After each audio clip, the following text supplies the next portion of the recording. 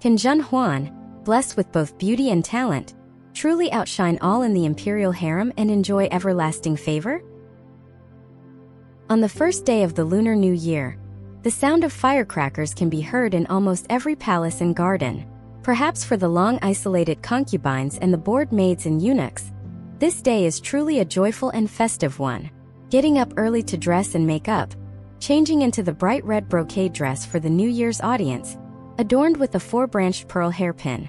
The feather trim on the collar of the brocade dress is exquisitely made, smooth and glossy, gently brushing against the cheeks with a ticklish sensation, reminiscent of the light scratching when a child giggles.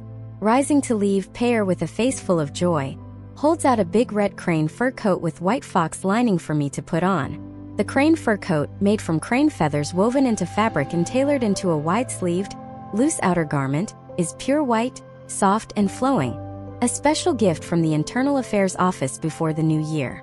I take a deep look at the delighted Pear and say softly, "Do you think it's suitable?" Overwhelmed by my expression, she looks at Jinxie, seeking help with a confused gaze. Jinxie picks out a honey-colored feather cape for me to wear and places a small flat gold hand warmer in my arms, then supports me as we head out. On the day of the royal audience, there's no need for me to stand out too much. Especially when meeting the Empress Dowager, whom I revere for the first time. Humility is the best posture. After a heavy snow, the glazed tiles and white marble railings of the Empress Dowager's residence, the Ening Palace, shimmer gloriously in the morning sun, inspiring a sense of admiration and an unwillingness to look directly. Standing among the flower-adorned concubines, I suddenly feel nervous. This is my first formal audience with the Empress Dowager since I entered the palace more than a year ago. Observing her up close, the distinctive sharp voice of the eunuch has already called my name. Taking a deep breath, I step out, perform the 3 kneels and 9 bows ceremony and say, "May the Empress Dowager be healthy and blessed for thousands of years." The Empress Dowager's gaze falls on me and she says with a smile, "I heard the Emperor likes you very much. Lift your head so I can take a look." I do as instructed, lifting my head with respectful eyes. The Empress Dowager's gaze pauses slightly, and the queen by her side says, "Zhen Jieyu is very sensible and has a gentle nature." Hearing this, the Empress Dowager simply nods slightly. "What is your name?" "I am Zhen Huan, meeting the Empress Dowager for the first time. Please allow me to pay my respects again. I am overwhelmed with joy," I say, bowing again. "Oh," the Empress Dowager muses, giving me another thoughtful look. Her gaze is calm and composed, but it makes me feel as if it reaches everywhere, causing an inexplicable unease. I lower my head, blushing, unsure of what to do. When I look up again, the Empress Dowager is all smiles. "Very well, this child is indeed very sensible." I bowed my head submissively, saying, "I am young and unfamiliar with the rules of the palace. Fortunately, I am blessed by the Empress Dowager's grace, the Emperor's magnanimity, and the guidance of the Empress and my sisters, which has prevented me from committing any faux pas." The Empress Dowager nodded. "No wonder the Emperor likes you. I like you too." She then ordered her maids to fetch clothes and ornaments to reward me. I kowtowed to express my thanks. Suddenly, the Empress Dowager asked, "Can you write?" Taken aback, I was about to speak when the Empress interjected on my behalf. "Jieyu has a fine talent and is likely proficient in writing as well." The Empress Dowager glanced at the Empress, who then fell silent. I said, "I am somewhat literate, but my handwriting is poor and may not meet the Empress Dowager's standards." The Empress Dowager smiled kindly. "Being able to write is good enough. When you have time, come to Ening Palace to accompany me and copy scriptures." I was delighted and said, "As long as the Empress Dowager does not disdain my clumsiness, I am willing to serve with all my heart." The Empress Dowager's smile grew warmer. Kneeling before her, I could clearly see, perhaps due to a lack of proper care or for some other reason, the Empress Dowager in her prime years appeared much more haggard than women of similar age, with crow's feet spreading densely at the corners of her eyes.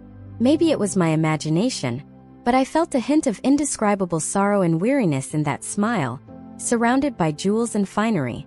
From the 14th of the first lunar month, my mood was wrapped in anticipation and hope. It wasn't until the morning of the 15th, when I woke up at the 4th watch and couldn't fall back asleep, that Jinxie, startled by me, laughed. You're awake so early, miss. It's still early. Mr. Zhen must first meet with the emperor, and he won't be able to come and speak with you until noon. I sat hugging my knees in bed, pondering for a moment. Indeed, it's still early. But ever since I entered the palace, I haven't seen my brother. I'm always worried about him in the cold frontier.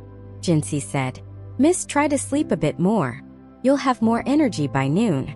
I agreed, okay.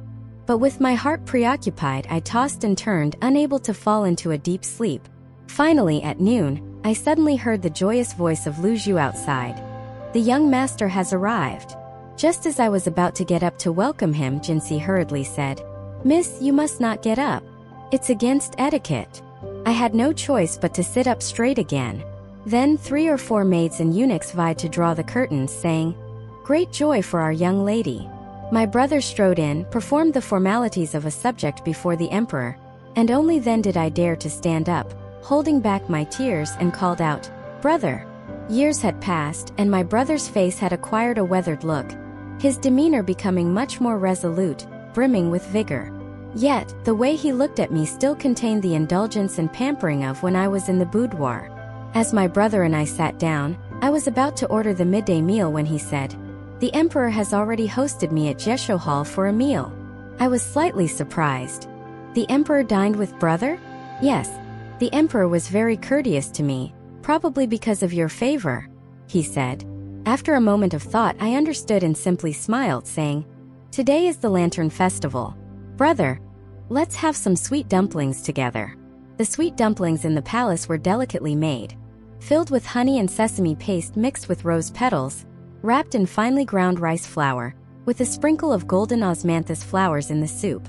I personally brought a bowl to my brother, saying, The borderlands must be harsh and devoid of such fine foods. Let your sister take good care of you today. My brother laughed. I've been fine, just constantly worried about whether you were accustomed to palace life. Seeing how well the emperor treats you now, I can rest assured. I pursed my lips and looked down. It's nothing special, just the emperor's grace. After some idle chat, my brother hesitated, which I found quite strange. He finally said, Before I entered the palace, our father entrusted me with a matter for you to decide. But he did not continue. I thought for a moment, then covered my mouth and laughed. Is it about finding a wife for you, brother? I wonder which family's daughter it is. My brother took out a piece of paper with the names of several women written on it, along with their family backgrounds and ages. Father has already selected a few candidates, but he wants you to make the final decision. I was slightly surprised. I'm not familiar with these ladies. How can I make such a decision? Father said that since you are now one of the emperor's consorts, it's best if you make the final choice. I pondered for a moment and said, That's true. If I am to make the choice, it would also bring honor to our Zhen family. With a playful smile, I added, Whomever you favor in your heart, brother, I will choose her. Follow us to avoid getting lost and enjoy endless exciting stories. For more content, please go to the Story Wall homepage to view more exciting novels.